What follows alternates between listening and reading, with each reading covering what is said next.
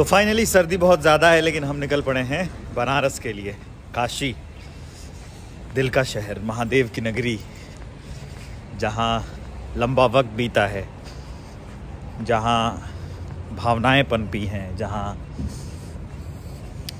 जीवन जिया है, वहाँ के लिए चलते हैं। मैं आपको पूरा ट्रैवल ब्लॉग दिखाता जाऊँगा। ये हम ऑफिस से निकल गए हैं, कैब आने वाली। तो हम अपने रास्ते के अगले पड़ाव की ओर, ऑफिस से मैं निकल गया हूँ और हम जा रहे हैं टर्मिनल 3 एयरपोर्ट। जैसा कि मैंने आपको बताया बनारस के लिए, वो आपने जो गाना सुना होगा ना, है दिल्ली की सर्दी, तो उसी का मजा मिल रहा है। 7 डिग्री तापमान है और रास्ते में मिले हैं मुझे, देखिए कौन, सर्वेश जी, लखनऊ के हैं, नजाकत इनमें भरी हुई है। बताइए सर्वेश जी, कैसा लग रहा है मौसम आपको? बहुत अच्छा लग रहा है। सुबह कैसा था तापमान? कौन सा किस्सा सुना रहे थे आप? सुबह बहुत ठंडी थी, हवा तेज थी, एसी बहुत तेज चल रहा था। एसी बहुत तेज चल रहा था। अभी भी मौसम काफी सर्द है। मैं आपको दिखाता हूँ पीछे वाले, ये देखिए आगे कैमरे से, कि वक्त अभी हो चला है 8:30 के बाद का वक्त है मेरे ख्याल से। 8:50 हो रहा है, 9 बजने वाले हैं। और 9 बजे जो है वो तापमान कितना भयंकर है इधर, 7 डिग्री तापमान, हवाएं बहुत तेज चल रही हैं अभी। और हम निकल पड़े हैं काशी के लिए। सर्वेश जी अपनी समस्या बता रहे हैं बाइक वालों की। क्या समस्या है सर्वेश जी आपकी? देख लो कैसे थोड़ी सी जगह मिलेगी और अंदर हो जाते हैं, है ना? इधर से मारेंगे कट, थोड़ी सी जगह मिलते हैं, ये लोग अंदर घुस जाते हैं। तो इसको लेके जो नए कानून आए हैं, इससे भी समस्या है, क्योंकि हर बार ड्राइवर्स की ही गलती नहीं होती। ड्राइवर्स की गलती नहीं होती, वो सामने चलाने वाला कैसा है, वो जरा सा जब उनका अगला टायर गया नहीं कि बस कट मार दिया, निकल गए, तब ये बड़ी समस्या होती है। ये सबके साथ है। और जो नए कानूनों का विरोध हो रहा है, फिलहाल तो सरकार ने ये कह दिया है कि अभी कानून आया नहीं है, लेकिन एक बार फिर से आंदोलन शुरू होगा। 17 तारीख से फिर से हड़ताल पे जाने वाले हैं ड्राइवर्स और अपनी बात सरकार को मनवाएंगे कि ये जो नए कड़े कानून और कड़े प्रावधान लाए गए हैं, 10 साल तक की सजा है। तो ड्राइवर्स का कहना है कि हर बार उनकी ही गलती नहीं होती है कि सिर्फ उन्हीं को मिले सजा, कई बार होता है कि सामने वाले की भी गलती होती है। तो इतने कड़े कानून लाने से एक वर्ग जो है वो काफ़ी परेशान होगा। और क्योंकि जब भी आप रोड पे चल रहे होते हैं, ट्रैफिक होता है, तो ज़रूरी नहीं है कि मतलब आप सही चला रहे हैं तो आप सुरक्षित हैं। हो सकता है सामने वाला गलत चला रहा हो और वो आप में आके ठोक दे, या फिर वो आपके सामने आके घुस जाए, या फिर कोई शराब पिया आदमी हो वो आपके गाड़ी के आगे कूद जाए। मैं अपना पर्सनल एक्सपीरियंस आपके साथ शेयर करता हूं कि मैं एक बार जा रहा था एयरपोर्ट अपने दोस्त को छोड़ने, तो वहाँ मुझे एक वकील ने काफ़ी परेशान कर दिया। मैं बहुत ही नॉर्मल स्पीड में था, क्योंकि सब जगह दिल्ली में कैमरे लगे हुए हैं, तो 60 से नीचे था मैं। आगे वो गया और वो तुरंत से अचानक से ब्रेक लगा दिया। मैं रोको तब तक गाड़ी जाके हल्की से चिपक गई, पीछे हल्का सा डेंट आ गया।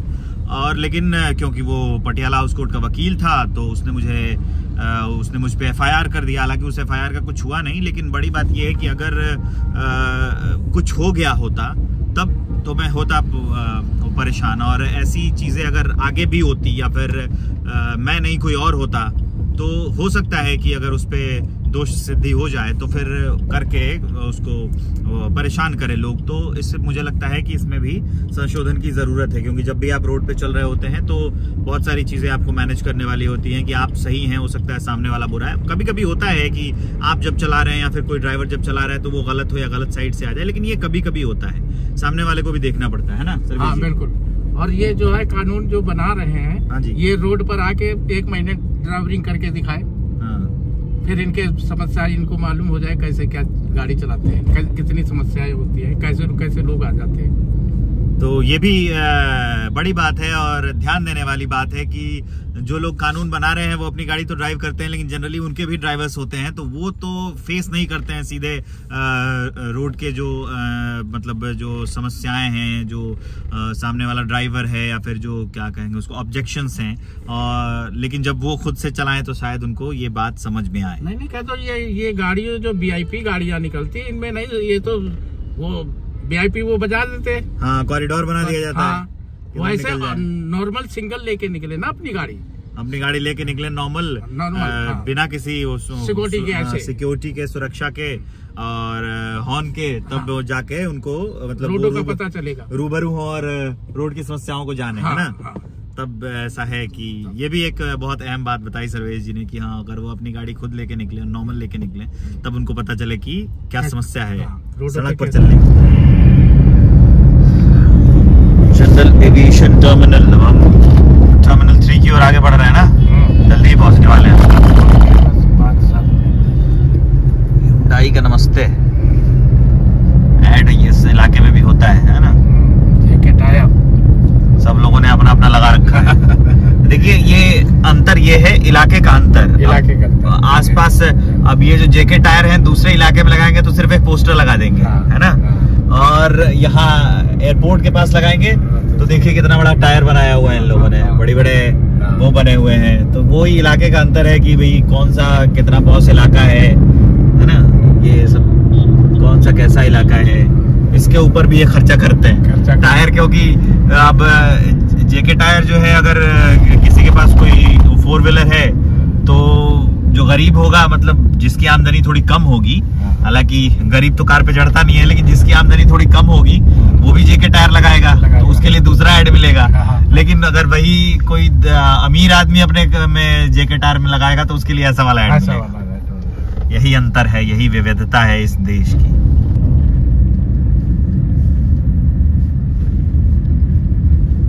फूस का प्लेन है।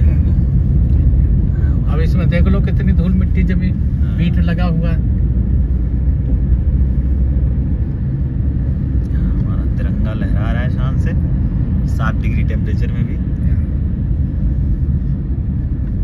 हम आ गए हैं अब एयरपोर्ट। महात्मा जी के लिए लो। महात्मा जी ये रहे। अरे चला ले रे, ये भी साला पागल है, कितनी मस्ती में चला रहा है। फाइनली हम पहुंच चुके हैं टर्मिनल 3 एयरपोर्ट पर। यहाँ पे कुछ सूचनाएं लिखी गई हैं, फ्लाइट चेक इन की इन्फॉर्मेशन है कि किसकी चेक इन चल रही है, किसकी चेक इन बंद हो गई है। बाकी एयरपोर्ट अभी शांत पड़ा है, सर्दी का मौसम है, लोग धीरे धीरे पहुँच रहे हैं। वहाँ आप देखेंगे तो वो तस्वीर भी मैं आपको दिखा देता हूँ कि एक खूबसूरत सा हाथी लगाया गया है, ये भी देखना चाहिए आपको। ये बहुत खूबसूरत सा हाथी है, इसके बारे में कुछ इन्फॉर्मेशंस भी लिखी गई हैं। ये रहा,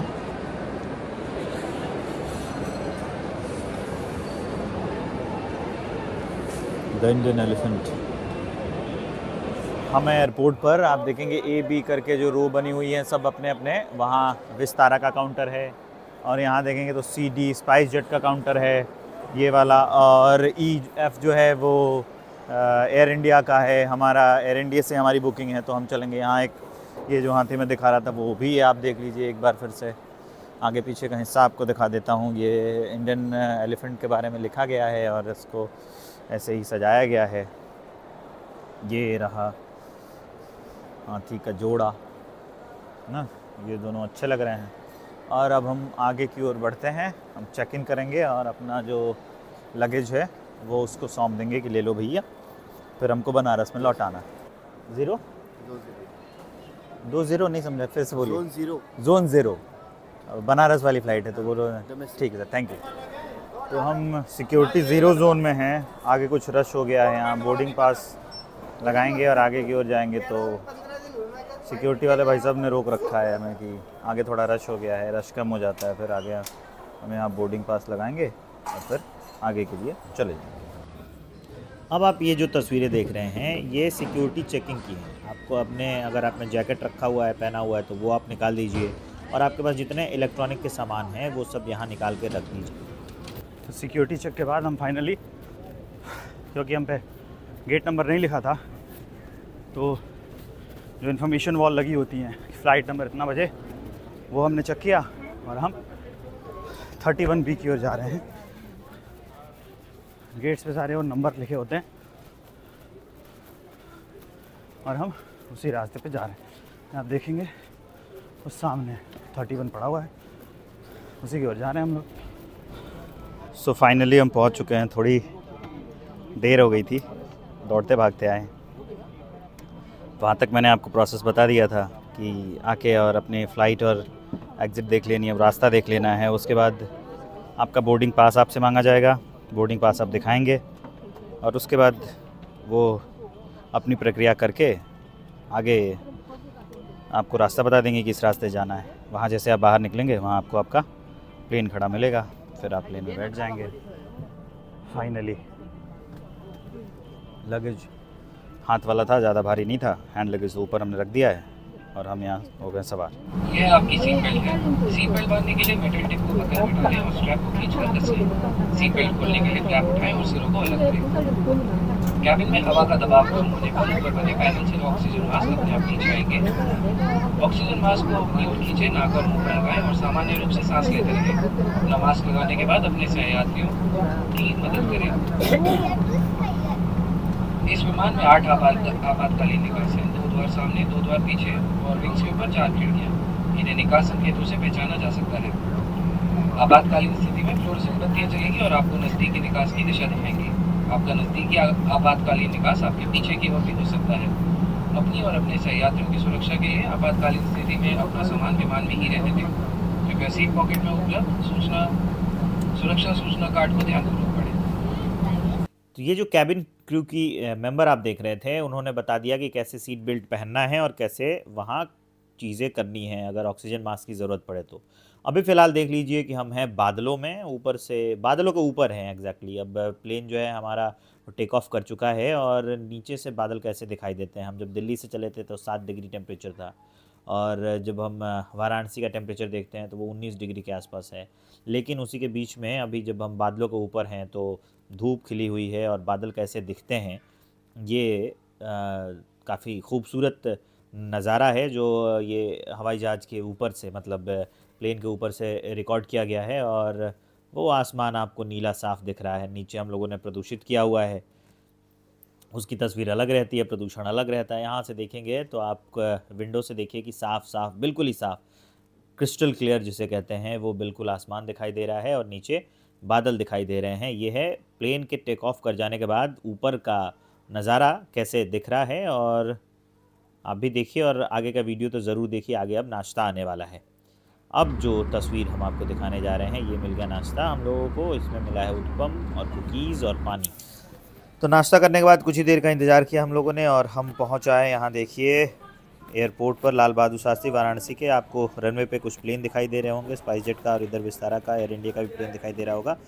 और अब हम बाहर की ओर निकल रहे हैं, एग्जिट काशी के लाल बहादुर शास्त्री हवाई अड्डे पे आ जाएंगे। तो उसके बाद अगर आपको कहीं जाना है तो उत्तर प्रदेश पुलिस जो है प्रीपेड टैक्सी चलाती है। देखिए प्रीपेड टैक्सी बूथ, यहाँ पे रेट लगे हुए हैं और ये साहब आपको मिल जाएंगे और ये उपलब्ध कराते हैं टैक्सी। हाँ सर, मतलब मैं आपसे आके बोलूँ कि मुझे यहाँ जाना है, बिल्कुल, और आप रेट जो यहाँ लिखा हुआ है आप वो पर्ची काट के देंगे और बाहर मुझे टैक्सी मिल जाएगी, है ना जी सर। एक विंडो पे ड्राइवर खड़ा रहता है और ये जो विंडो है वहीं पर ड्राइवर खड़ा रहता है। तो ये भी एक सुविधा है कि आप यहाँ आएँ तो आसानी से अपनी यात्रा कर सकते हैं। हालांकि जब मैंने रेट चेक किया तो इससे थोड़ा सस्ता ऊबर का है, तो मैं तो ऊबर ले रहा हूँ, लेकिन आप चाहें तो ये ले सकते। तो फाइनली आप देखेंगे मैं इस समय हूँ लाल बहादुर शास्त्री एयरपोर्ट वाराणसी। यहाँ बोर्ड लगा हुआ है और वहाँ लाल बहादुर शास्त्री की प्रतिमा लगी हुई है।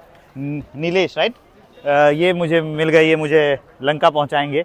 लाल बहादुर शास्त्री की प्रतिमा है और वहाँ जो कुछ कटआउट्स लगाए गए हैं वो काशी विश्वनाथ मंदिर और बनारस के जितने मंदिर हैं उसके बारे में बताया गया है। और हाँ, घाट भी हैं। आप देखेंगे ब्लू कलर जो दिखाया गया है वो पानी है और उस पर नाव दिखाए गए हैं, आसपास वो मंदिर दिखाए गए हैं। तो एक छोटा सा बनारस यहाँ भी एयरपोर्ट के बाहर दिखाया गया है।